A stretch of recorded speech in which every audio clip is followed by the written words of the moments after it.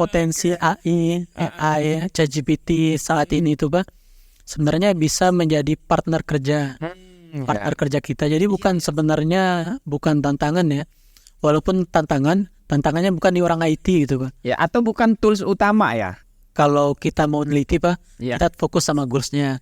Ketika kita pengen kuliah, kita fokus sama goals-nya. Jadi ya udah goals itu dulu. Misalnya goals kita pengen buka lapangan pekerjaan, fokus saja sama goals itu dulu. Nanti prosesnya mau gimana itu urusan lain gitu. Berbagi cerita untuk saling inspirasi. YS Podcast. Assalamualaikum warahmatullahi wabarakatuh. Jumpa lagi di YS Podcast. Kali ini kita akan menggali cerita nih dari peneliti muda. Sudah hadir di sini ada Mas Asno. Kenalan dulu sama Mas Asno ya. Mas Asno, apa kabar? Alhamdulillah baik Pak. Baik ya, luar biasa. Terima kasih sudah mampir di YS Podcast Mas Asno. Terima kasih Pak. Oke, beliau ini alumni S2-nya itu di UAD, di teknik informatika ya. Iya. Pasca sarjana UAD, lulusan terbaik periode Maret 2024, IPK-nya hampir 4 nih. Dan lulusnya 1,5 tahun ya. Alhamdulillah 1,5 tahun Pak. Wow, ini nih. Jadi kita harus berguru. Kok bisa lulus 1,5 tahun dulu nih? Saya di awal dulu nih. Selain nanti kita akan membahas bagaimana sebetulnya menjadi peneliti muda. Dan saya yakin juga nggak akan mungkin lulus cepat kalau tidak melalui penelitian yang bagus, Mas Asno. Mas Asno, boleh diceritakan dulu nih. Bagaimana menjadi lulus S2 kok begitu cepat sekali, Mas Asno? Sebenarnya nggak ada kuncinya sih Pak, cuman yang penting ikhtiar gitu kan. Jadi tergantung tujuan kita apa untuk S2. Okay. Jadi kalau udah tahu tujuan dan goalsnya, ya insya Allah kita pasti kejar terus gitu. Oke, ya. Untuk lulus 1,5 tahunnya, bagaimana sebetulnya pola? Ini kan kita pada akhirnya berbicara manajemen waktu. Benar. Nah, bagaimana sebetulnya Mas Asno bisa mengejar 1,5 tahun yang tadinya S2 itu lulus syukur-syukur bisa 2 tahun loh. Ya benar Pak. Jadi kalau waktu di UAD kita memang ada program 3 semester. Iya. Nah, cuman jarang ada yang bisa sampai 3 semester gitu kan. Nah, cuman waktu itu karena kita saya pribadi maksudnya ngajak rekan-rekan lain, intinya goals kita memang 3 semester dengan publikasi gitu. Jadi publikasinya ya jangan cinta lagi gitu, Scopus. Selain kita teman-teman waktu itu hektik dengan publikasi dan penelitian, kita juga hektik di himpunan waktu itu Pak. Alhamdulillah dulu saya diamanahkan jadi ketua himpunan informatikanya. Iya, oke. Jadi aktif juga ya. Alhamdulillah di kampus mengikuti kegiatan-kegiatan. Berarti ada yang saya temukan ini menjadi peneliti muda berarti ya. Oke, ini dan dengar ada Scopus ini. Gimana nih, masih muda sekali, masih jarang yang bisa kita temukan. Banyak berkecimpung di Scopus pada usia masih muda ini Mas Asno. Apa yang Mas Asno lakukan awalnya tertarik menjadi peneliti muda ini? Kalau di lingkungan UAD waktu itu informatika UAD khususnya, jadi kita memang dituntut untuk publikasi, dibiasakan untuk di dunia akademisi gitu. Jadi sehingga nanti ketika kita lulus, jadi kita siap dalam lingkungan akademisi itu. Nah, cuman tidak sedikit pun teman-teman di sana juga yang belum sampai ke tahap itu gitu. Tapi karena kita ikhtiarnya 3 semester, kemudian pengen ada publikasi. Alhamdulillah keterima waktu itu di Elsevier, salah publishernya. Oke. Jadi Scopus dengan berapa penelitian yang berhasil masuk di Scopus sehingga bisa mengejar poin untuk segera lulus? Kalau lulus syaratnya cuma 1 Pak. 1 ya. Oke, 1. Terus kemudian ada nggak hibah-hibah penelitian? Kalau di UAD kan itu terkenal tuh. Jadi raja hibah itu. Raja pemenang hibah itu. Banyak sekali yang UAD menangkan. Bahkan event-event nasional itu ya. Itu UAD, peneliti-peneliti dari dosen maupun mahasiswa itu UAD yang merajai gitu. Nah, gimana caranya ini anak NTB dari Sumbawa, ini menjadi begitu top chair di sana, IPK 3,98 kalau nggak salah ya. Iya benar. Oke, gimana itu triknya Mas Asno? Kalau kebetulan saya dulu pembimbing saya 2 guru besar Pak. Wow. Dan proses guru besarnya pun pada saat membimbing saya gitu. Masya Allah, ya. Nah jadi waktu itu memang kita hektiknya di penelitian Pak, penelitian, riset dan hibah. Nah alhamdulillah saya juga keterima di salah satu hibah tahun 2023 DRTPM untuk tesis magister. Nah jadi banyak jenis, banyak kategori waktu itu di DRTPM. Alhamdulillah saya ngikut untuk di tesis magisternya dan lolos gitu Pak. Itu ikut keberapa kalinya terlolos? Itu baru yang pertama. Wow. Pertama ikut, alhamdulillah lolos langsung gitu. Wow, ini nggak menunggu lama. Oke, jadi apa yang kira-kira itu kan penelitian terus unik tuh, ya, unik dan baru ya. Jadi apa yang Mas Asno kepikiran? Ini kan kita ya kalau hektiknya ini hektik luar biasa nih. Hektiknya nih di IT-nya sangat keren nih. Nah, saya berbicara bidang ilmunya ini Mas Asno. Apa yang Mas Asno tekuni atau dalami di S2 itu? Memang kuncinya lolos, kalau lebih ke hibah Pak ya. Kuncinya lolos hibah itu kan kita perlu cari topik yang memang seperti yang dibilang tadi ada keterbaruan atau novelty-nya. Dan memang unik gitu. Nah waktu itu saya tahun 2022 mulai garap tesis, garap penelitian. Itu kan masih media sosial masih berkembang terkait pemilihan presiden Pak. Betul. Nah jadi saya ngangkat isu tentang pemilihan presiden waktu itu. Dan alhamdulillah yang pertama ngikut hibah langsung lolos. Dan alhamdulillahnya juga yang kedua kemarin lolos juga gitu Pak. Nah, ini yang kedua ini apa lagi? Mesti yang berdekatan atau yang baru lagi berarti? Ya benar, terbaru. Jadi intinya kunci lolos hibah kan ada keterbaruan dan unik gitu Pak. Topik yang diangkat unik. Dan yang kedua kemarin lolosnya tentang stunting. Nah kenapa saya ngangkat tentang topik stunting? Di debat presiden pun kemarin sempat dibahas tuh kan Pak. Isunya stunting jadi sebuah program. Ya benar. Gratis. Makan siang gratis. Jadi salah satu yang memfokuskan kita memang di isu stuntingnya gitu Pak. Tapi memang yang riset kedua ini bukan hanya ke bidang informatika. Jadi ada banyak bidang-bidang lain seperti itu. Oke, ini yang menjadi terbarukan ya. Ini sangat luar biasa, Mas Asno. Kalau kita berbicara IT, pulang lulus cepat kemudian pulang ke daerah. Apa yang Mas Asno lihat terkait dengan terutama nih IT nih, karena nih konsentrasi pendidikannya atau bidang keilmuannya lebih ke IT. Kalau saya pribadi Pak, khususnya NTB khususnya NTB. Jadi semakin berkembangnya zaman, semakin majunya zaman itu semakin luasnya pekerjaan di bidang IT. Makanya saya agak heran sebenarnya sama berita-berita yang banyak sekarang Pak. Jadi kurangnya lapangan pekerjaan dan sebagainya. Diambil alih oleh mesin dan sebagainya. Justru itu menjadi peluang Pak. Jadi selain itu saya juga punya usaha untuk di bidang itu IT. Jadi kita juga ikut mengembangkan potensi-potensi anak-anak NTB gitu. Oke, ini kalau kita berbicara IT sudah ada gambaran bahwa daerah kita ya ini sudah memang pariwisata dan sekarang itu pun lebih ke sport tourism ya. Nah, bagaimana melihat peluang? Nah, karena Mas Asno ini pintar sekali melihat peluang itu. Peluang penelitian ini kuncinya di peluang penelitian. Nah, itu berhasil melihat sebuah peluang itu. Nah, kalau kita melihat ke bidang pekerjaan, kira-kira ke depan ini, apa yang kira-kira untuk mengusir pesimisnya masyarakat kita bahwa dengan IT, dengan AI, pekerjaan manusia diambil alih gitu. Nah, apa yang kira-kira yang Mas Asno bisa katakan untuk oke, itu salah itu? Kalau saya ini siapa? Kebetulan kan sekarang lagi kesehariannya juga ngajar gitu Pak. Saya punya cerita di salah satu mahasiswa. Jadi salah satu mahasiswa saya pernah bilang, teman-teman mahasiswa nggak apa-apa tugasnya ini dikerjakan pakai AI untuk seperti ChatGPT dan sebagainya.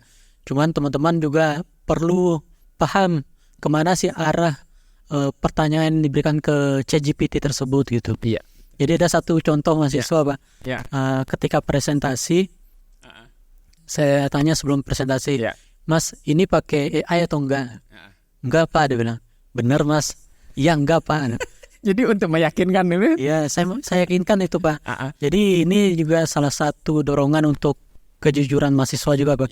Jadi setelah itu saya berikan waktu mereka untuk presentasi. Setelah presentasi saya berikan duduk. Saya bukakan ChatGPT Pak. Saya bukakan ChatGPT dengan tugasnya mereka saya dampingkan 2 layar gitu Pak. Jadi saya bandingkan, Mas ini tulisannya sama atau enggak, saya bilang. Sama Pak, berarti itu pakai ChatGPT atau enggak Pak? Pakai Pak, terus kenapa tadi bohong? Jadi dosennya pengen dikebulin gitu Pak. Maksud saya potensi AI ChatGPT saat ini itu Pak sebenarnya bisa menjadi partner kerja kerja kita. Jadi sebenarnya bukan tantangan ya, walaupun tantangannya bukan di orang IT gitu Pak. Atau bukan tools utama ya? Bukan tools utama. Sebenarnya di penelitian pun saya menggunakan ChatGPT biasanya Pak, ataupun AI yang lain. Cuman kita perlu tahu apa sih yang tujuan utama kita pengen di pembicaraan topik waktu itu, seperti itu. Jadi untuk menguji mahasiswa ternyata bisa ya. Bener lah. Mahasiswa jangan mau ngibulin dosen ya. Mas Asno, saya tertarik dengan Scopus. Peneliti muda ini sudah bisa masuk Scopus, sangat luar biasa.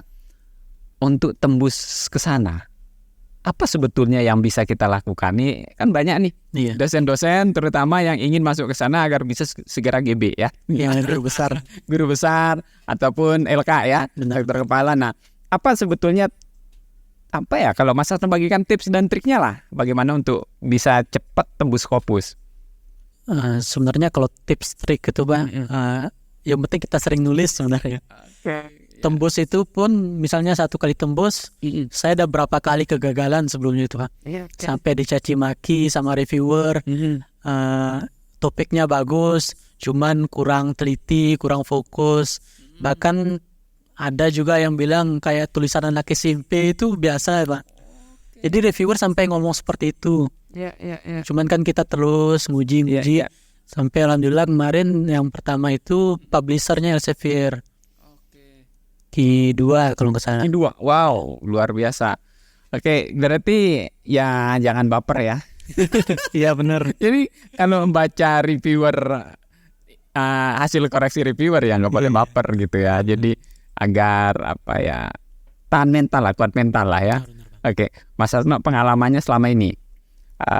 Ini untuk saran untuk teman-teman peneliti muda juga yang lainnya gitu. Apa yang bisa selain tadi ya, apa yang kira-kira bisa dilakukan untuk memulai? Ini saya katakan untuk memulai ya. Jadi yang akan memulai untuk ke Scopus ini apa yang kira-kira bisa dilakukan di tahap awal?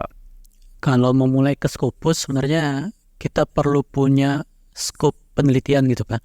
Skop penelitian kita apa? Misalnya saya IT. IT itu kan agak luas tuh Pak. Jadi kita punya skop penelitian. Karena memang di beberapa jurnal kadang-kadang dia naruh skop. Misalnya saya sendiri misalnya machine learning. Kemudian ternyata jurnal tersebut tidak menerima machine learning. Jadi itu langsung ditolak gitu tanpa mereka lihat kontennya. Jadi seperti itu. Teliti berarti ya? Teliti dulu ya sebelum lebih. Ada lagi yang lain? Selain skop, biasanya jurnal mereka punya template Pak. Jadi misalnya harus terdiri dari abstrak, terdiri dari 200 sampai 300. Misalnya kita lebih aja 301 itu langsung reject gitu Pak. Mereka nggak tanggung-tanggung langsung reject, 1 hari langsung reject. Saya pernah Pak. Ini kita berbicara pengalaman, yang lain kita juga bisa belajar. Benar. Ya apalagi hal-hal lain, ketelitian. Kadang-kadang beberapa jurnal Scopus mereka juga melihat ini Pak, pembagian autor. Nah misalnya autor bisa dari satu afiliasi, misalnya UAD atau join misalnya sama yang dari luar negeri misalnya, autor mana. Jadi mereka biasanya kadang-kadang lihat penyebarluasan autor gitu Pak. Oke, itu hal-hal yang perlu diketahui lah ya. Benar. Tuh ini tembus Scopus kemudian lulus cepat. Nah ke depan ini Mas Hasno nih, ke depan untuk dikembangkan apa lagi nih sama Mas Hasno? Kalau dikembangkan seperti yang dibilang tadi, sebenarnya kan kita di beberapa media sudah sering diangkat kekurangan tenaga kerja gitu Pak. Jadi kalau menurut saya pribadi, buat apa kita banyak berteori, karena penelitian itu kan larinya ke diri saya sendiri Pak, bukan ke orang lain.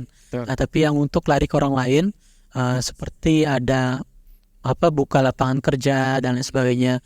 Jadi akhirnya kemarin saya berikhtiar sama teman-teman buka lapangan kerja untuk IT, untuk creative agency dan lain sebagainya. Jadi itu yang menjadi kita punya slogan Pak, buatan aplikasi Putra NTB gitu. Jadi setiap aplikasi yang kita buat, setiap website yang kita buat itu ada slogannya gitu. Wow, ini cintai produk ya, cintai produk dalam negeri ini, cintai produk NTB. Iya benar. Produk IT, aplikasi. Jadi bahkan game ya, yang sekarang ini kan mulai berkembang game, industri game. Saya melihat sangat luar biasa Mas Hasno. Kalau konteks lokal, apa ya agar masyarakat kita ini ngeh gitu loh, bahwa ternyata potensi kita cukup bagus gitu. Apa yang Mas Hasno lihat di daerah kita Nusa Tenggara Barat yang perlu segera untuk dikembangkan dari segi IT-nya? Sebenarnya ini menjadi tantangan sekaligus menjadi keistimewaan untuk kita yang ada di Nusa Tenggara Barat. Karena dengan hadirnya event-event internasional dan lain sebagainya, itu menjadi perputaran ekonomi di Nusa Tenggara Barat kan cukup cepat ya Pak. Nah jadi itu sebenarnya kita perlu sambut hal-hal seperti itu, misalnya dengan membuat gebrakan, entah itu dalam bentuk aplikasi, software dan lain sebagainya, yang bisa mensupport untuk bagaimana bisa putra-putra NTB ini terlibat langsung gitu Pak di bidang IT-nya.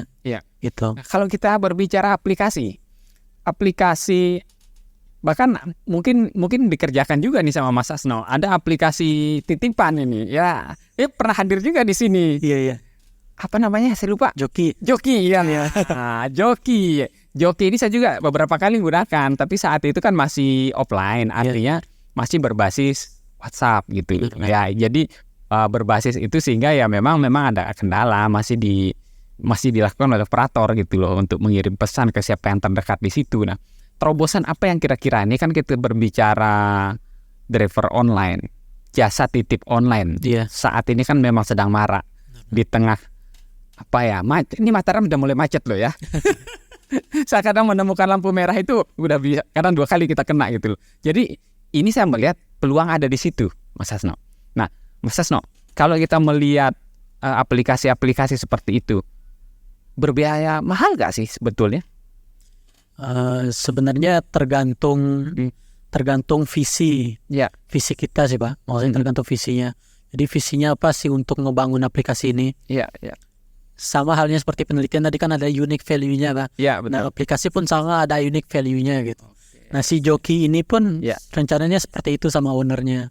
Jadi akan dibuat menyesuaikan dengan kondisi di NTB ini gitu kan. Kan NTB pasti beda sama Jogja, pasti beda dengan Jakarta sama Surabaya dan sebagainya. Jadi kita pengen buat unique value-nya. Insya Allah akan segera hadir tuh Pak. Saya juga promosi Joki sekali ini. Iya, karena sahabat ownernya juga pernah podcast.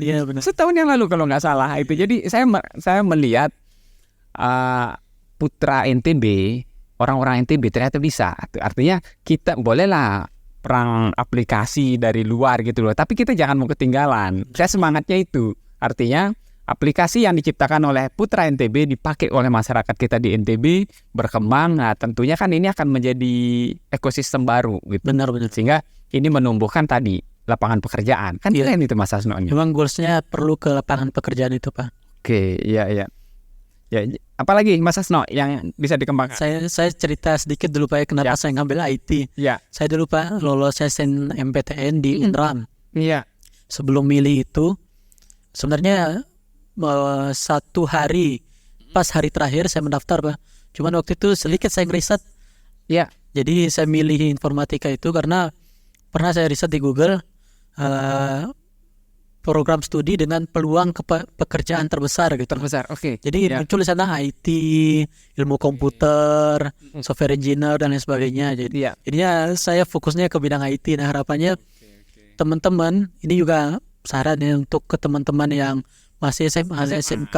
Oke, yang kelas 3 nih ya. Ya, apalagi yang kelas 3 mau ujian nasional. Kalau mau ngambil jurusan, pilihlah jurusan yang memang benar-benar banyak peluang kerjanya gitu Pak.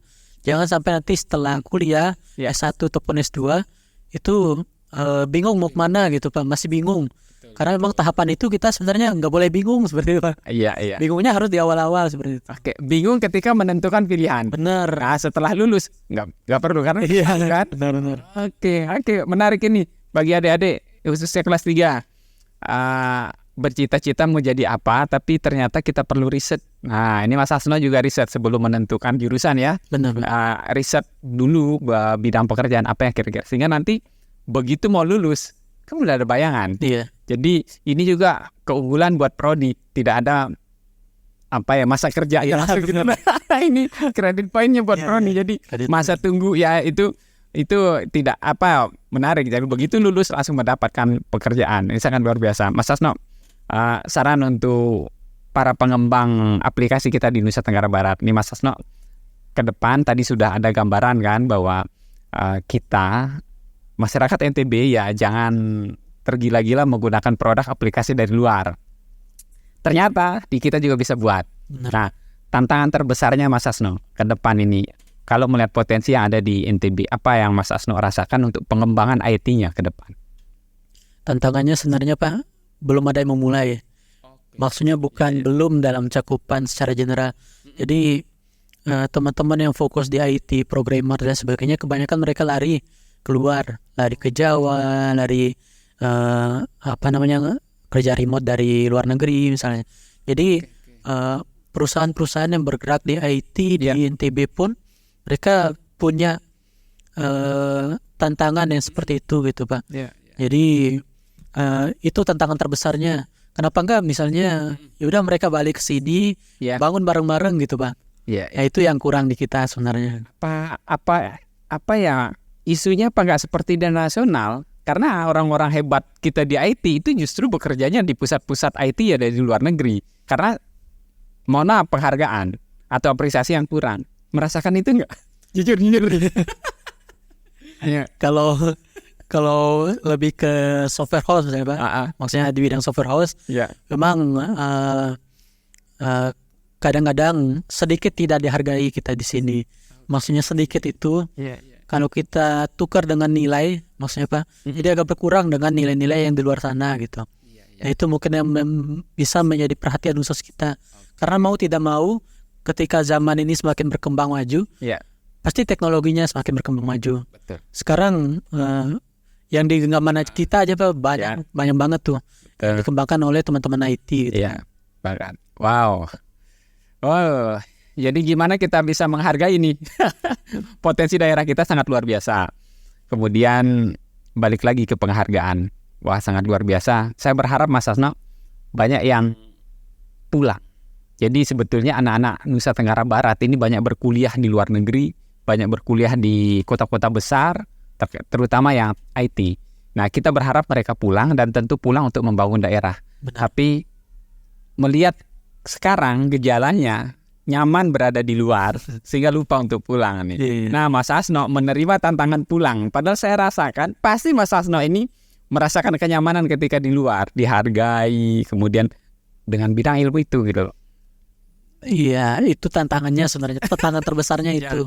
Cuman sekarang ya tergantung. Makanya tadi saya bilang kalau kita mau neliti Pak, kita fokus sama goalsnya. Ketika kita pengen kuliah, kita fokus sama goalsnya. Jadi ya udah goals itu dulu. Misalnya goals kita pengen buka lapangan pekerjaan, fokus saja sama goals itu dulu. Nanti prosesnya mau gimana itu urusan lain gitu. Wow. Prosesnya bagaimana kita ikuti. Ikuti seperti air mengalir. Iya benar. Luar biasa Mas Hasno. Sangat luar biasa, banyak hal yang bisa saya pelajari, saya tarik dari perbincangan kita tadi. Sebagai closing statement nih, sebagai penutup podcast kali ini, mungkin nanti bisa langsung menghadap ke kamera ini, bisa arahannya adalah ke boleh ke pemerintah, boleh ke adik-adik yang mau kuliah, atau boleh ke teman-teman peneliti muda. Disilakan di sini, Mas Asno. Ya. Kalau dari saya, begitu banyak lapangan pekerjaan yang bisa dibuka dengan sendirinya. Tergantung kitanya mau atau tidak gitu. Potensi daerah besar, potensi skill SDM besar juga di NTB ini. Cuman tergantung bagaimana pemerintah mensupport itu, bagaimana teman-teman yang masih pemuda-pemudi ini bisa membaca itu menjadi peluang. Jadi tantangan-tantangan itu diubah dengan sendirinya menjadi peluang pekerjaan gitu. Oke. Wow, luar biasa. Terima kasih Mas Asno. Sukses selalu kembangkan potensi-potensi IT yang ada di Nusa Tenggara Barat. Dan yang masih bingung nih ya, yang masih bingung cari-cari siapa sebetulnya mengerjakan aplikasi. Ini dia orangnya, saya duduk ya. Nanti boleh hubungin kalau mau komentar, nanti dibalas sama Mas Asno ya. Dibalas di komentar untuk menghubungi lebih lanjut ya. Kalian mungkin kalau mau diskusi tentang Scopus atau Sinta gitu. Oh, bisa ya, menarik. Boleh disebutkan media sosial. Iya ataupun yang lainnya boleh. @asnofirdaus. Oke, Asno Firdaus. Oke. Dicari Asno Firdaus ya, biar bisa konsultasi lebih lanjut. Terima kasih sekali lagi sudah mampir di YS. Ya, oke, baik sahabat YS, semoga apa yang saya bincangkan dengan Mas Asno ini bisa menjadi motivasi yang bisa men-trigger kita nih untuk bisa berbuat lebih baik lagi untuk daerah kita. Ilmu yang dimiliki spesifik banget, peneliti muda tapi rela pulang untuk membangun daerah. Ini poinnya. Oke, ketemu lagi di konten-konten berikutnya. Assalamualaikum warahmatullahi wabarakatuh. Waalaikumsalam. Berbagi cerita untuk saling inspirasi. YS Podcast.